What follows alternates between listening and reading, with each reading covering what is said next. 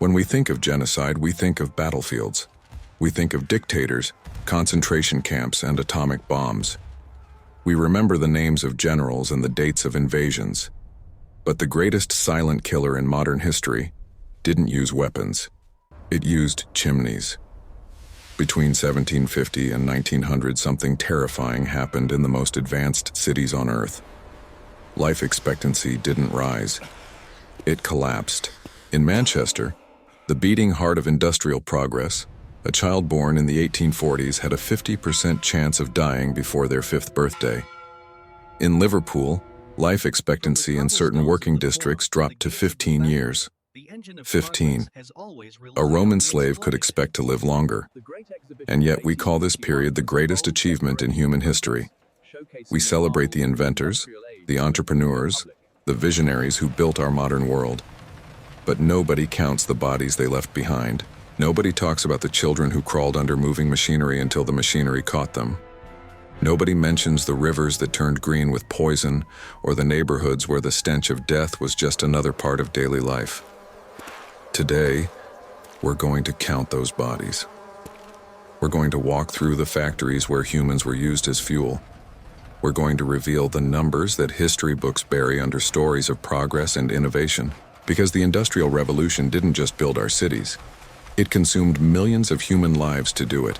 For 10,000 years, humanity moved to a different rhythm. You woke with the sun. You worked with your hands. You rested when darkness fell. A merchant in 1700 lived in a world that would have been recognizable to a merchant in ancient Rome. Yes, there were better ships and improved farming techniques, but the fundamental experience of being human remained unchanged. In the textile trade, families worked together in their own homes under what was called the putting out system. A merchant would deliver raw wool or cotton to a village. Women would spin that material into yarn. Men would weave that yarn into cloth on hand looms. The work was hard, the hours were long, but there was something precious that would soon disappear forever. A weaver controlled his own schedule. He could stop to eat when he was hungry, rest when he was tired, celebrate when his community gathered. His children learned the trade beside him, absorbing skills that would sustain them for life. They were poor by modern standards, but they possessed something that money cannot measure. They owned their time. They owned their craft. They belonged to a community that had existed for generations. Then the machines arrived, and within a single lifetime, everything was erased. The weaver who once controlled his craft became a servant to a mechanism he didn't understand. The children who once learned beside their fathers were sent into factories alone. The sun and seasons that had governed human life for millennia were replaced by the factory bell and the relentless ticking of the clock. This destruction of an entire way of life was called progress. The transformation began with a simple economic problem. British merchants had developed an appetite for cotton, a fabric lighter and more comfortable than traditional wool. But they couldn't compete with India. Indian weavers had perfected their craft over centuries. Their fabrics were delicate and beautiful, produced by workers who earned a fraction of British wages.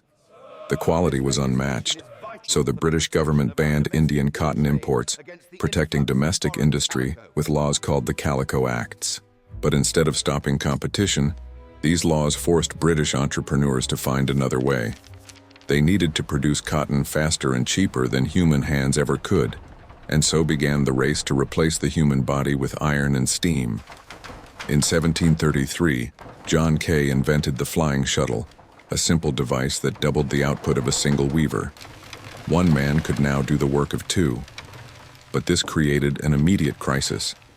There wasn't enough yarn to feed the faster looms. 8 spinners working full-time could barely supply a single weaver. The bottleneck remained for decades until James Hargreaves created the spinning jenny, a wooden machine that allowed one worker to spin multiple threads simultaneously. It was small enough to fit in a cottage, but it was the first step toward something monstrous. Then came Richard Arkwright with the water frame, a spinning machine too large for any home. It required the power of a rushing river to operate. Arkwright built the world's first true cotton mill, a building where hundreds of workers operated dozens of machines under a single roof. Production was no longer a family affair. It was an industrial process controlled by owners who had never touched a loom in their lives. The numbers tell the story of what happened next. In 1750, Britain imported 2.5 million pounds of raw cotton. By 1850, that number had exploded to 588 million pounds, an increase of more than 23,000% in a single century. Manchester, once a modest market town, transformed into something the world had never seen. They called it Cottonopolis, a city of 900 factories where the sky was permanently stained by coal smoke and the air vibrated with the screaming of 10,000 spindles. The machines had won. But victory has a price. And that price was measured in human flesh. To understand what the Industrial Revolution truly cost, you have to understand what happened to the cities that fed it. In 1800, only 3% of humanity lived in urban areas. By 1900, that number approached 50% in industrialized nations. This was the fastest mass migration in human history. Millions flooded from the countryside into the new manufacturing centers. They were pushed by the enclosure of common lands that had sustained their families for generations. They were pulled by promises of steady wages in the mills. But the cities weren't ready for them. There was no planning, no infrastructure, no consideration for human needs. People arrived faster than housing could be built, faster than sewers could be dug, faster than anyone could comprehend. Friedrich Engels spent years documenting conditions in Manchester. What he described sounds like fiction written by a madman. He called the working-class districts a stony desert. Streets were unpaved rivers of mud and human waste. Families of 10 people crammed into single rooms with dirt floors and no ventilation. No toilets, no running water, no light except candles that most couldn't afford. The rivers had turned green and thick with chemical runoff from the factories. Raw sewage flowed openly through the streets and into the same water supply that people drank from. Engels wrote that you could smell a working-class neighborhood from a mile away. The stench of rotting waste and human desperation hung over everything like a permanent fog. And in these conditions, death didn't just visit, it moved in. Cholera swept through the slums in waves, killing thousands in weeks. Typhoid was so common, it barely warranted mention. Tuberculosis became simply a fact of working-class existence, as normal as hunger, as expected as exhaustion. The statistics are almost impossible to believe. In Manchester during the 1840s, the average life expectancy for a laborer was 17 years. Not because adults only lived to 17, but because so many children died that the average collapsed catastrophically. More than half of all children born in industrial cities never reached their 5th birthday. Imagine that. Imagine looking at your newborn child and knowing the odds are against them surviving to start school. This wasn't a plague sent by nature. This wasn't a war declared by enemies. This was a direct consequence of decisions made by factory owners, landlords, and governments who decided that production mattered more than people. They knew the conditions were lethal. Reports were written, warnings were issued. They simply didn't care, because the bodies filling those unmarked graves were replaceable. There was always another desperate family arriving from the countryside, willing to work for any wage, unaware of what awaited them in the shadow of the smokestacks. The suffering of adults was horrific. The suffering of children was something worse. Child labor existed before factories. Children had always worked alongside parents in fields and workshops, learning skills, contributing to family survival. But the Industrial Revolution transformed child labor into systematic exploitation on a scale never before imagined. Children as young as 4 years old were sent into the factories. Not to learn a trade, not to build character. They were sent because their small bodies could do things adult bodies couldn't. They were called scavengers and piecers. Their job was to crawl beneath moving machinery, gathering loose cotton fibers, while mechanisms operated inches above their heads. One moment of distraction, one slip on the oil-slicked floor, and the machine would take a finger, a hand, an arm, a scalp. They worked 14-hour shifts, 6 days a week, in rooms so thick with cotton dust that many couldn't breathe properly by age 12. Their pay was roughly 10% of an adult's wage, sometimes less. Factory owners preferred them precisely because they were small enough to reach into dangerous spaces and young enough to be controlled through fear. A child wouldn't organize. A child wouldn't demand better conditions. A child would simply work until they couldn't anymore, and then they would be replaced. The physical destruction was systematic. Spines curved permanently from hours hunched over machines. Lungs filled with fibers in a condition called bisonosis that killed slowly over years. Growth was stunted by malnutrition and the complete absence of sunlight. Many factory children never saw the sun during winter months, entering before dawn and leaving after dark, living their entire lives in artificial twilight. Limbs were lost with such regularity that it barely warranted documentation. A child who lost a hand simply lost their job. They were replaced the next morning by another hungry child from another desperate family, and the machines never stopped spinning. In the ironworks and coal mines, conditions reached levels of brutality that seemed designed for hell. The process called puddling required workers to stir molten metal in furnaces that reached temperatures capable of cooking flesh. Men who worked the puddling furnaces rarely survived past 40. Many collapsed in their 30s, their organs destroyed by heat and toxic fumes. Children in coal mines worked in complete darkness, opening ventilation doors for 12 hours at a stretch, alone in tunnels where cave-ins were a weekly occurrence. These weren't workers in any meaningful sense. They were fuel. Factory owners calculated their expected lifespan the same way they calculated coal consumption.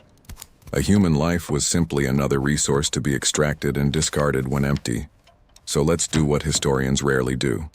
Let's count the bodies. Start with infant mortality in industrial cities. In Manchester, Liverpool, and Birmingham during peak industrialization, more than half of working-class children died before age 5.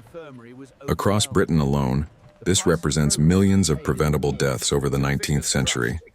Children who died of waterborne diseases because factory owners refused to provide clean water. Children who died of respiratory failure and cotton-choked air. Children who died in machinery accidents that basic safety guards could have prevented. Now add the workers themselves. The average industrial laborer in the mid-1800s died 20 to 30 years earlier than their rural counterparts. Occupational diseases killed hundreds of thousands. Mining accidents, factory explosions, and equipment failures claimed tens of thousands more. In certain industries like chemical manufacturing and metalwork, death rates matched active military combat. But the true scope extends far beyond Britain's borders. The Industrial Revolution ran on cotton. Cotton ran on slavery. The textile mills of Manchester were fed directly by slave plantations in the American South. Every bale of cotton that arrived in Liverpool represented human beings worked to death under conditions too brutal to describe here. The Atlantic slave trade killed at least 2 million people during the Middle Passage alone, bodies thrown overboard when they became too sick to be profitable. Millions more died on the plantations that supplied British industry with its essential raw material. Then there's India, perhaps the greatest crime of all. Before industrialization, India produced nearly 25% of the world's economic output. It was a wealthy, sophisticated civilization with a textile tradition spanning millennia. British industrial competition destroyed that tradition within decades. Machine-produced cloth undercut Indian weavers until millions lost their livelihoods entirely. Colonial administrators restructured the Indian economy to serve British factories, converting food-producing farmland to cotton and other cash crops. The result was famine, not natural famine caused by drought or flood, but artificial famine engineered by economic policy. The Bengal famine of 1770 killed an estimated 10 million people.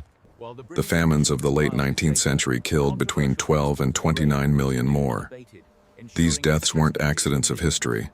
They were direct consequences of decisions made in London boardrooms by men who never saw the bodies and never bore responsibility. Add it together: urban mortality, industrial accidents, occupational disease, slavery, colonial famine, the forced destruction of traditional economies across the globe. Conservative estimates suggest industrialization directly caused the premature deaths of between 50 and 100 million people.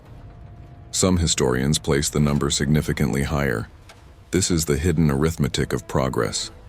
This is what the factories actually consumed, not just coal and iron and cotton. Human lives, burned as fuel for an engine of profit that never stopped demanding more. Not everyone accepted this new world in silence. In the early decades of the 19th century, a movement emerged in the textile districts of England. They called themselves Luddites, named after a mythical figure called Ned Ludd. History has dismissed them as fools who feared progress, ignorant workers smashing machines they didn't understand. The truth is precisely opposite. The Luddites were skilled craftsmen, master weavers who had spent years perfecting trades that supported their families and communities. They watched as machines rendered their expertise worthless overnight. They saw their children sent into factories to be maimed and killed. They witnessed the destruction of everything their ancestors had built, and they refused to accept it quietly. Workers began breaking into factories at night and destroying specific machinery. They moved with military precision, organized through secret oaths and underground networks. They targeted only the machines that eliminated skilled labor while sparing equipment that required craftsmanship to operate. They weren't opposing technology in principle. They were fighting for the right to exist. The government response was savage. Machine breaking became a capital offense punishable by death. More soldiers were deployed to the industrial districts than Wellington had taken to defeat Napoleon in Europe. Luddites were arrested in mass raids, tried in tribunals that presumed guilt, and executed or transported to the other side of the world. The movement was crushed with overwhelming state violence. But something survived. From the ashes of the Luddite resistance, a new form of organization emerged. Workers realized that while one person was powerless against factory owners backed by the army, 1,000 workers acting together could halt production entirely. Despite brutal laws forbidding collective action, trade unions slowly grew in strength and numbers. They won the right to strike, to negotiate, to demand that owners treat workers as human beings rather than disposable components. Every worker protection that exists today, every safety regulation, every limit on working hours, every child in school instead of a factory, exists because of those early organizers who risked execution to insist that progress must not come at the cost of humanity. Meanwhile, thinkers and artists grappled with what they were witnessing.